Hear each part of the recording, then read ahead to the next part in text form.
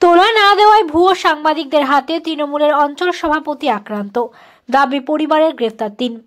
উত্তর ২৪ পরগনার বসিরহাট মহকুমার সন্দেশখালীর খুলনা এলাকার প্রাক্তন তৃণমূলের পঞ্চায়েত সদস্য এবং বর্তমানে রণজিৎ দাস তৃণমূল অঞ্চল সভাপতি এদিন সকালে মোটর বাইক নিয়ে যাচ্ছিল। তার পরিবারের অভিযোগ, সেই সময় তাকে রাস্তায় দাঁড় করিয়ে বাঁশ, লোহা, রড দিয়ে বেধড়ক মারধর করে নিজেকে সাংবাদিক বলে পরিচয় দেওয়া সুকান্ত দাস এবং তার পরিবারের কয়েকজন। রক্তাক্ত অবস্থায় রণজিৎকে স্থানীয়রা ছুটে এসে উদ্ধার করে প্রথমে খুলনা গ্রামীণ হাসপাতালে নিয়ে যায়। অবস্থার অবনতি হওয়ায় তাকে বসিরহাট হাসপাতালে স্থানান্তরিত করা হয়।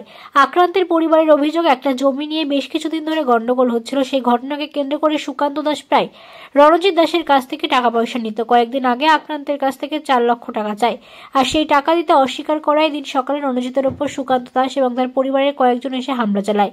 বাঁশ, লোহা, রড দিয়ে এলোপাথারি মারধর করে রণজিৎকে।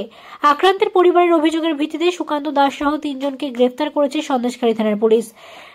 ঘটনাটি তদন্ত করে দেখছে, যদিও আটক সুকান্ত দাসের কোনো বক্তব্য এখনো পর্যন্ত জানা যায়নি।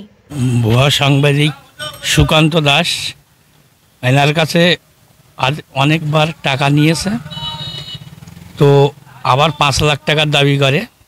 উনি বাজার থেকে আসছিলেন, বাজার থেকে বাড়িতে আসছিলেন, রাস্তায় ফেলে বেধড়ক মারধর, মানে প্রচুর পরিমাণে রক্ত হয়, যেখানে মেরেছে সেখানে প্রচুর রক্ত, এখন সারা গায়ে রক্ত আছে। এখন আমরা খুলনা হসপিটালে নিয়ে গিয়েছিলাম, ওখান থেকে এপার করেছে বদরতলাতে।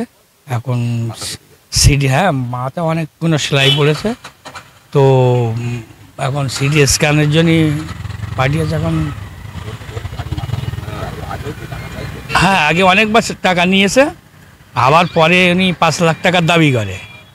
সেইটা না দেওয়ার জন্য মানে উনি বললো আমি দিতে পারবো না। বারবার কেন টাকা দিতে যাব, যখন না দিতে পারবে না বলে তখনই ওনাকে মারধর। আজকে সকাল 7টায় মানে বেধড়ক মারধর, লাঠি, রড, মানে কোদালের বাট ছিল, যা ছিল দিয়ে মানে ওরা সুকান্ত দাস ভুয়া সাংবাদিক, লক্ষণ দাস না, কোনো সাংবাদিক না, লক্ষণ দাস,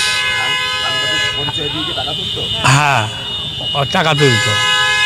আর ওনার একটা ভাই মাস্টার, ওনার নামটা কি, হ্যাঁ, রামকৃষ্ণ দাস, উনি মাস্টার, উনি ছিল, আরও অনেকেই ছিল, মানে ওদের 7-8 জন ছিল।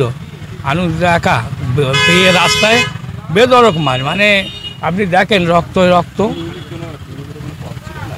হ্যাঁ, উনি আছে ব্লক কমিটির সদস্য, উনি ব্লক কমিটির সদস্য।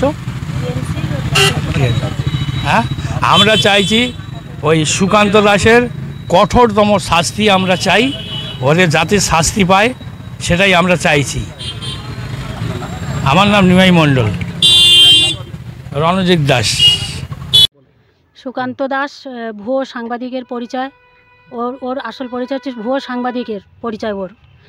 ও সুকান্ত দাস বারবার রণজিৎ দাসের কাছ থেকে একাধিকবারও টাকা নিয়েছে, তোলাবাজি করে আর কি, টাকা নিয়েছে। এবার 4 থেকে 5 লাখ টাকা চেয়েছে, না দেওয়ার জন্য ওই ভুয়ো সাংবাদিক সুকান্ত দাস ওকে মারধর করে এবং ওর বাড়ির আরও লোকজন নিয়ে মারধর করে। ওর বাড়ির একজন শিক্ষক আছে রামকৃষ্ণ দাস, এও রড, শাবল, বাঁশ নিয়ে মারধর করে। আমরা চাই ওই ভুয়ো সাংবাদিক সুকান্ত দাস ওর এবং ওই শিক্ষক যে রামকৃষ্ণ দাস, এদের সবারই কঠোর থেকে কঠোরতম শাস্তি চাই। আমরা এখন খুলনা হসপিটাল থেকে রেফার করেছে, বসিরহাটে নিয়ে যাচ্ছি। রোগীর অবস্থা আশঙ্কাজনক। এখন কি হবে না হবে আমরা ঠিক বলতে পারছি না। আমরা এখন এই নিয়ে যাচ্ছি, এটা খুনের চেষ্টা, পরিকল্পনা মাফিক এটা খুনের চেষ্টা করেছে। এই হচ্ছে সুকান্ত দাস ভুয়ো সাংবাদিক। আপনার নাম? আমার নাম রত্না দাস। সুকান্ত দাস ভুয়ো সাংবাদিক, উনি দাদাকে অনেকবার মারার জন্য চেষ্টা করেছেন, আমাদের কাছ থেকে অনেকবার টাকাও নিয়েছেন। উনি হচ্ছেন আমার দাদা, ওনাকে মারার জন্য চেষ্টা করেছেন এবং টাকা পয়সাও নিয়েছেন। যা টাকা পয়সা এবার আজকে টাকা পয়সা না দেওয়ায় উনি বাঁশ, রড, এটা ওটা দিয়ে দাদাকে মারধর করেছে।